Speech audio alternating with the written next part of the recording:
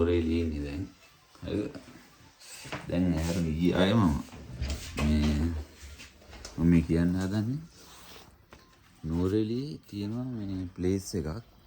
හරි? පැය 24 දුවන දවස් 3යි ඕපන් කරලා. මේ තියෙන එක.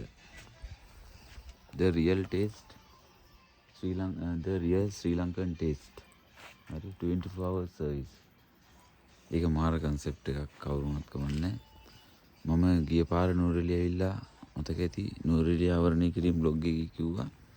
පැය 24 දුවන සර්විස් එකක් නෝරෙලිය නැහැ කියලා. මේ වෙද එකත් එක්ක.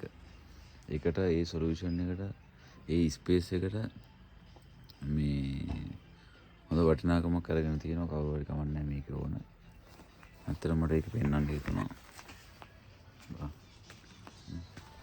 මේක හැමදාම හරියන්නේ නෑ නූරෙලිය නෑ අවුරුදු කීයක් තිස්සේ නැද්ද මම ගිය පාර ආවා හරිද ගිය පාර ඇවිල්ලා මම මේ බ්ලොග් එකක් ගහලා කිව්වා මේ ඇවිද්දාල මේ මොකද්ද ඩිට්වා මේ ගම් වතුරා සීන් එකෙන් පස්සේ ආවා මම හැම ටුවර් එක ගහුවා මේ ඔක්කොම ඔය නිල් දණ්ඩා හින්න වලපනේ නූරෙලිය ඉතින් මේ මං කී ආයේ නූරෙලිය 24 hours තේ එකක් බොන්න දුවන පොට් එකක් නැහැ කියලා ඒකට බෑ මේ තැන මරු මේ ඒක කළපු එක වාලා කවුරු හරි මම මේක ගැන පොඩි වීඩියෝ එකක් කරලා හිටි හරි එහෙනම් හොඳයි මේ තියෙන ප්ලේස් එක මෙන්න මේක හොඳයි බ්‍රෑන්ඩින් ඩිසයින් කාට් මැෂින් එකක් තියෙනවද නැහැ කාට් මැෂින් එකක් නෑ තාම නෑනේ හොඳයි බ්‍රෑන්ඩින් හරි බ්‍රෑන්ඩින් නියමයි හැමදාම හරියන්න ඕනේ මිනිස්සුන්ට මේ රටේ